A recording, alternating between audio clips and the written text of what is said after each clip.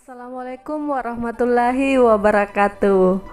Kembali upload video terbaru lagi teman-teman. Video ini sebenarnya konsepnya sudah lama semenjak upload video sebelumnya. Cuman kesempatan untuk mengedit video ini baru ada, jadinya maafkan ya, baru upload kembali. Untuk yang chat pribadi di Telegram, di Facebook ataupun DM di Instagram, semua requestan kalian waiting list ya teman-teman, jadi bersabar. Oke, untuk persiapan PPK Kimia tahap 3 ini kita akan bahas soal request dari Ibu Sari Febi. Nah, sebelum itu saya mau kasih selamat untuk teman-teman yang sudah lulus di tahap 1 dan tahap 2.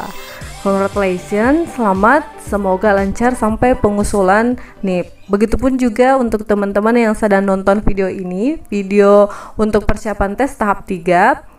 Semoga dari hasil belajarnya nanti membuahkan hasil yang terbaik. Amin. Oke, Ibu Sari itu chat saya. Halo Ibu Sari yang sedang nonton video ini. Dia chat saya di Telegram, kemudian mengirimkan PDF ya teman-teman, PDF yang materi isinya itu tentang FR Kimia waktu tes tahap 2. Ini sudah dikirimkan semenjak Desember yang lalu teman-teman, tapi saya baru bisa bahas di Januari ini. Oh iya, untuk tes tahap 3 kemungkinan itu akan dimulai di Februari ya teman-teman. Berdasarkan jadwal di awal kan rencana Januari, tapi kita bisa belajar dari tes tahap 1 dan tahap 2 yang pelaksanaan tesnya itu biasanya mundur sebulanan. Oke, kita tetap konsentrasi ya untuk belajar persiapan tes tahap 3. Ini tes tahap akhir loh teman-teman. Jadi setelah tes tahap 3 kita nunggu tahun ini akan buka lagi atau belum. Jadi belum tentu ya. Kita harus manfaatin kesempatan kali ini. Ini isi PDF yang dikirimkan oleh Ibu Sari. Kita eksekusi untuk soal yang pertama. Nah, soal yang pertama itu materi kelimpahan isotop. Sudah saya bahas ya di video sebelumnya. Tidak apa-apa, kita review kembali karena soal isotop ini muncul di tes tahap 1 dan tes tahap 2. Oke, ke soalnya. Massa gallium adalah 69,72, massa isotop Ga69 adalah 68,9257. Ini kita bisa melakukan pendekatan ya teman-teman. Jadi kita bisa bulatkan jadinya 69. Dan massa isotop Ga71 adalah 70,924. Ini juga kita bisa bulatkan ke atas jadinya 71. Berapakah persen Ga69 dan Ga71? Penyelesaian. Jadi kita pakai rumus kelimpahan isotop, yaitu ARX sama dengan persen X dikali massa X ditambah persen Y dikali massa Y. ARX nya ini kebetulan di soalnya adalah Ga, gallium. Kita tulis itu ARGA 69,72 teman-teman, tapi saya tulisnya di 70 ya. Saya pakai angka yang pendekatan supaya memudahkan nanti pada saat tes karena kita menghitung manual. Kemudian persen X ini dimisalkan X, massa X-nya, X ini saya umpamakan adalah isotop Ga69 ya. Oke, massa X 69 ini ya teman-teman, 68,9 saya bulatkan jadinya 69 per 100 ditambah persen Y itu 100 dikurang dari persen X dikali massa Y nya 70,9249, saya bulatkan jadi 71 per 100. Oke, kita bisa matikan 100 nya ya, atau 100 nya ini nanti kita kali dengan 70. Oke, jadi 70 sama dengan X69 tambah 71 dikali 100, 71.000 dikurang 71X. Nah, selanjutnya kita lihat 71 kita samakan variabelnya ya teman-teman. Ini X69 sama dengan 69X. Jadi 71 dikurang 69X sama dengan 71.000 kita kali tadi ya, di sini jadinya 7.000, pindah ruas kurang 7.000. Hasilnya 71 kurang 69 itu 2x. Ini 71.000 kurang 7.000 sama dengan 100x. X sama dengan 100 bagi 2, X sama dengan 50%. Jadi untuk massa isotop Ga69 itu persennya adalah 50.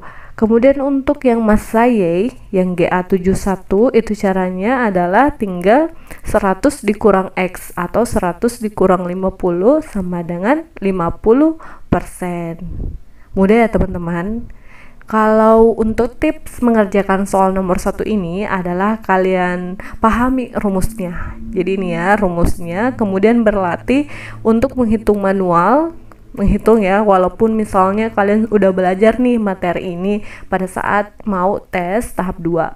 Jangan sampai di tes tahap 3 ini kalian keteteran untuk menjawab soal nomor 1 padahal caranya gampang. Nah, kita lanjut ke soal nomor 2. Unsur Y seperiode dengan unsur Kr, kripton, yang nomor atomnya 36, memiliki energi ionisasi sebagai berikut. Jadi ada data energi ionisasi yang pertama 2, 3, 4, 5, 6, 7, 8. Kemudian yang ditanyakan adalah bagaimanakah konfigurasi elektron unsur Y berdasarkan prinsip Aufbau. Penyelesaian 36 set, kemudian prinsip Aufbau itu AR ini 18 ya teman-teman kimia, nilainya jadi 18, 19, 20, 30, 36. Jadinya itu periodenya periode keempat ini ya, periode keempat. Golongannya kita jumlahkan 2 ditambah 6, 2 ditambah 6 sama dengan 8, golongan 8A. Kalau 8A, ingat ya, 8A karena dia subkulit S dan subkulit P. Begitu teman-teman. Lanjut. Untuk mengetahui bahwa unsur Y ini kira-kira golongan apa, kita kan udah paham nih bahwa unsur Y ini seperiode dengan unsur Z. Masih ingat kan konsep periode? Artinya dia sebaris teman-teman. Jadi Z itu 36, dia periode 4 golongan 8A. Kita tulis dulu ya. Jadi untuk Z itu berada pada golongan 8A, kemudian periodenya dia periode 4. Periode 4 artinya dia baris keempat. Anggaplah ini baris pertama, baris kedua, baris ketiga, dan baris keempat. Nah, untuk Z ini, KR ini berada di periode keempat golongan 8A. Jadi kita bisa tulis di sini Z. Nah, katanya unsur Y ini seperiode. Seperiode ya teman-teman, artinya dia sebaris di periode 4 letaknya. Seperti itu. Kira-kira konfigurasinya seperti apa? Kalau kita melihat dari data energi ionisasi, cara untuk mengetahui golongannya adalah melihat lonjakan energi ionisasinya yang drastis meningkat teman-teman. Berarti itu termasuk golongan di nomor itu. Maksud saya seperti ini. Kita lihat di data energi ionisasi yang pertama ke data energi ionisasi yang kedua, dari 717,3 menjadi 1509,0, itu kenaikannya sekitar 300 ya teman-teman. Kemudian dari data 2 ke 3 itu kenaikannya sekitar 2000. Kita lihat yang melonjak teman-teman, nilai yang melonjak ya, yang drastis naik. Di yang ketiga ke yang keempat mana nih? Ini sekitar 1000 ya, walaupun kita tidak hitung pasti karena kita dikejar waktu pada saat tes. Lanjut di 4 ke 5 ini sekitar 2000, ini sekitar 3000, ini sekitar 9, 10, 11, ini sekitar 3000. Dari data energi ionisasi ke-7 nih, yang ke-8 dari 11.000 ke 22.000. Wow, ini lonjakannya sekitar 10.000. Ya, berarti berarti unsur Y itu adalah golongan 7A. Kok 7A sih? Karena data energi ionisasinya itu meningkat dari data ke-7 ke 8. Itu sekitar 1000, teman-teman. Lonjakannya sangat drastis dibandingkan dengan 10.000 ya di sini. Dibandingkan dengan data energi ionisasi yang sebelumnya. Oke, kita lihat di golongan 7 itu ada F, CL, BRI. Kalau saya cara hafalnya Fandi, cinta lokasi bareng Iin, ada statin ya yang radioaktif. Nah, kalau kita lihat F, CL, BR, F ini teman-teman adalah golongan periode berapa? Hayo. F ini periode 1 atau periode 2 di tabel periodik? 1 atau 2 nih? 2 ya. Soalnya di bagian H itu ada di atas ya, He, helium, itu tidak sejajar dengan F. Kalau kalian bingung, kalian cocokkan dengan tabel periodiknya sekarang. Jadi F ini adalah periode kedua, CL, salah. Oh yes. F ini periode kedua, CL periode ketiga, dan BR periode keempat. Nanti pada saat upload edit video ini saya akan tambahkan di bagian sini tabel periodik supaya jelas ya. Kalian compare, bandingkan dengan tabel periodik langsung. Jadi ternyata di periode keempat atau baris keempat golongan 7 adalah BR. BR ya teman-teman. Kemudian BR itu letaknya kita gambarkan dulu ya.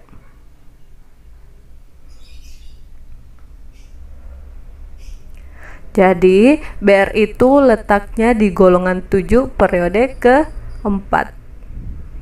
Di sini nih letaknya. Nah, jika ini memiliki konfigurasi elektron sebanyak 36, saya ubah dulu ya warnanya supaya membedakan. Ini 30, terlalu kontras ya. I change with this one. Oke, kita pilih dulu. Oke, jika ini memiliki proton atau nomor atom 36, maka yang di sampingnya ini adalah 35. Kan tabel periodik disusun berdasarkan kenaikan nomor atom. Jadi kita sudah tahu teman-teman bahwa BR ini memiliki nomor atom 35. Untuk konfigurasi yang berdasarkan Aufbau 35 itu seperti ini ya. AR 18, 4S2, 3D10, 4P5. Jadi ini dia jawabannya teman-teman untuk konfigurasi unsur Y. Kita ke soal nomor 3. Nomor 3 itu pernyataan yang benar terkait pelarutan NaCl dalam air. Yang pertama, kalor dilepaskan pada pemutusan ikatan hidrogen air agar ion Na+ dan ion Cl terlarut, ion Cl- terlarut. B. Kalor diperlukan pada pembentukan ikatan hidrasi antara ion Na+ dan ion Cl- terlarut. C. Kalor diperlukan agar atom O dari H2O berinteraksi dengan ion Na+ dan atom H dari H2O berinteraksi dengan ion Cl-. D. Kalor dilepaskan pada pemecahan ion NaCl. Atau E. Kalor diperlukan pada pemutusan ikatan ion dalam kristal NaCl agar ion Na+ dan ion Cl- menjadi ion bebas. Jadi ini ya teman-teman kurang lebih gambaran mengenai pelarutan NaCl dalam air. Jadi kita bisa lihat di sini, kalau kurang jelas saya zoom ya di bagian NaCl gambar ini. NaCl di sini wujud zatnya masih padat dalam bentuk ion Na+ dan ion Cl-. Kemudian itu pada langkah pertama membutuhkan energi Kisi, lattice energy. Energi Kisi ini adalah energi untuk memisahkan 1 mol senyawa ionik padat menjadi ion gas. Jadi ini diperlukan energi teman-teman. Di sini ada 788 kJ per mol energi yang dibutuhkan untuk memisahkan senyawa ionik ini NaCl padat menjadi gas. Kemudian pada langkah kedua ini ion Na+ dan ion Cl- masuk ke dalam air dan terhidrasi. Jadi makanya di sini ada heat of hydration. Di sini memerlukan melepaskan kalor sebanyak minus 784 kJ per mol. Ini hasilnya menjadi Na+ dan Cl- terhidrat. Kita kembali ke analisis soal untuk pernyataan yang benar terkait pelarutan NaCl dalam air. Jadi dalam melarutkan senyawa ionik seperti NaCl ini dalam air melibatkan interaksi kompleks antara zat terlarut dan pelarut teman-teman. Untuk yang bagian A kita analisis ya soalnya. Kalor dilepaskan pada pemutusan ikatan hidrogen air agar ion Na+ dan ion Cl- terlarut. Di sini jawabannya untuk bagian A masih kurang tepat ya teman-teman, karena ikatan hidrogen di air ini, sedangkan pada NaCl itu untuk pelarutan NaCl itu kita pakai ikatan ionik ya di NaCl. Kemudian kalor dilepaskan pada pemutusan ikatan hidrogen air. Jadi di sini kita bukan melepaskan kalor ya teman-teman, tapi membutuhkan kalor. Bukan kalor yang dilepaskan ya, tapi kalor diperlukan. Ini tanda positif sama negatif, itu pelajaran termokimia kelas 11 ya teman-teman. Jadi delta H negatif itu melepaskan kalor, kemudian kalau positif endoterm artinya dia menerima kalor. Kemudian yang bagian B, kalor diperlukan pada pembentukan ikatan hidrasi antara ion Na+ dan ion Cl- terlarut. Ikatan hidrasi ada di langkah kedua. Kira-kira kalornya delta H-nya itu positif apa negatif teman-teman? Negatif ya. Jadi harusnya di bagian B ini mengatakan kalor dilepaskan karena delta H-nya negatif. Kemudian ke bagian C itu kalor diperlukan agar atom O dari H2O berinteraksi dengan ion Na+ dan atom H dari H2O berinteraksi dengan ion Cl-. Kemudian yang bagian C-nya ini adalah atom O dari H2O, ini juga kurang tepat ya teman-teman. Berinteraksi diperlukan, kalornya katanya diperlukan agar atom O dari H2O berinteraksi. Ini juga kurang tepat untuk pelarutan NaCl. Kemudian yang bagian D, kalor dilepaskan pada pemecahan ion NaCl. Ini jawabannya untuk bagian D gimana teman-teman? Kalor dilepaskan pada pemecahan ion. Ini bukan dilepaskan ya, menerima teman-teman jawabannya. Jadi konsepnya seperti ini teman-teman. Di termokimia itu ada delta H positif. Saya tuliskan dulu ya, delta H positif. Delta positif ini nama lainnya adalah reaksinya endoterm. Kemudian yang kedua ada delta H-nya negatif.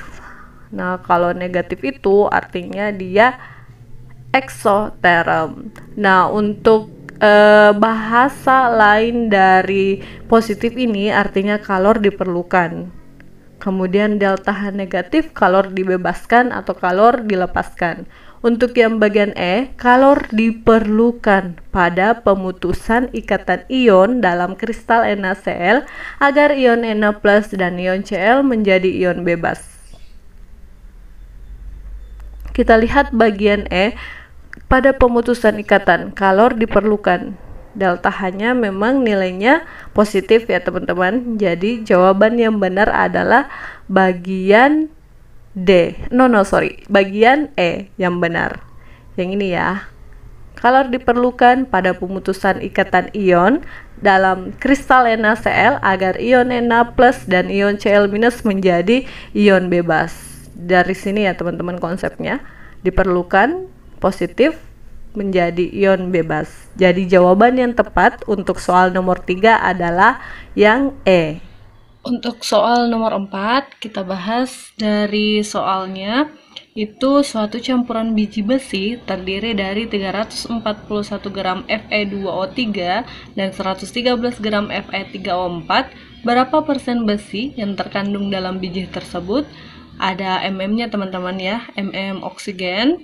Itu airnya 16 dan massa molekul Fe itu 55,84, atau ini kita bisa bulatkan ke atas ya, jadi 56 gram per mol. Di opsinya ada 32%, 52,4%, 65%, 70,5%, dan 81,8%. Untuk soal seperti ini, yang nomor 4, caranya adalah kita tentukan dulu MR dari masing-masing senyawa besi. Jadi MR-nya besi itu AR-nya ada 2 kali ya untuk besi, kemudian oksigen itu 3 kali. Ini versi saya teman-teman, cara saya untuk menghitung. 2 kali air Fe itu yang seperti saya bilang tadi, dibulatkan ke atas, lihat jadinya 56, tambah 3 kali 16, ARO itu 16, jadi tinggal dikali 2 kali 56. Ingat ya, pakai cara manual teman-teman untuk melatih kita pada saat tes nantinya. Hasilnya 112, 3 kali 16 hasilnya 48. Kemudian dijumlahkan, hasil dari MR Fe2O3 adalah 160. Begitupun juga untuk menentukan FR Fe3O4. Sama ya caranya. Kemudian selanjutnya teman-teman, semoga kalian bisa baca ya tulisan saya. Langkah kedua nanti saya tambahkan di video ya, cara langkah-langkahnya. Setelah menentukan MR dari senyawa Fe, kita menentukan massa Fe masing-masing. Jadi di Fe2O3 itu ada massanya 341 gram. Kita mau tahu berapa massa jika Fe saja. Jadi rumus yang saya gunakan yaitu massa ditanyakan sama dengan air ditanyakan per air diketahui dikali massa diketahui. Massa yang ditanyakan massa Fe saja. Kemudian AR yang ditanyakan artinya AR-nya besi ya teman-teman, 55,84, atau kalian bisa bulatkan jadi 56. Karena kalau kita tes akan sedikit susah jika menggunakan operasi perkalian yang ada komanya. 55,84 atau bisa juga 56 per AR diketahui, AR-nya Fe2O3 yang tadi ya, 160 per 160 dikali massa diketahui.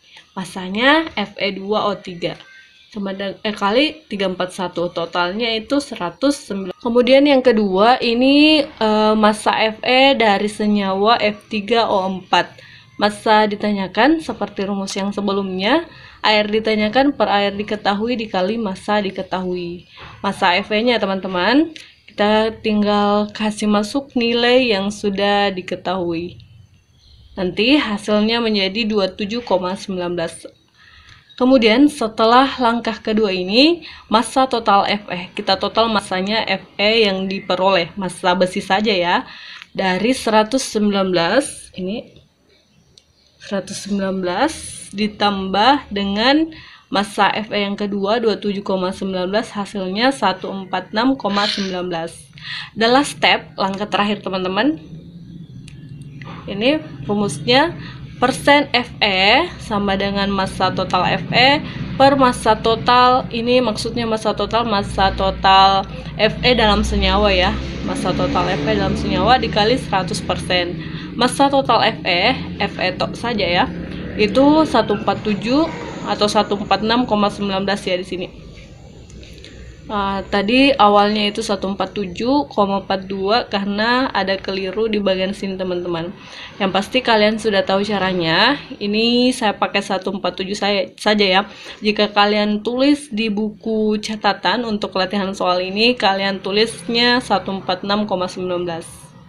Jadi saya pakai 147,42 per massa total. Massa total yang di teori itu caranya adalah dari sini ya, tadi 341 ditambah 113, atau kalau dari soal dari sini teman-teman, di soalnya 341 gram Fe23 ditambah 113 gram Fe34, itu adalah massa totalnya dikali 100%.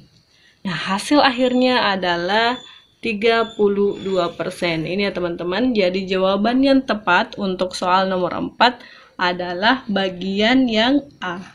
Tadi pembahasan soal PPK Kimia ada 4 nomor ya teman-teman. Kiranya tadi di awal ada 5 nomor, dan semoga 4 nomor ini bisa kalian pahami dengan baik. Oh ya, jangan lupa dicatat ya. Kembali dicatat, jangan hanya belajar lewat YouTube, kemudian tidak praktis, tidak mencoba untuk belajar menghitung sendiri ya, karena kita pakai manual proses tesnya. Tetap semangat belajar dan see you next time.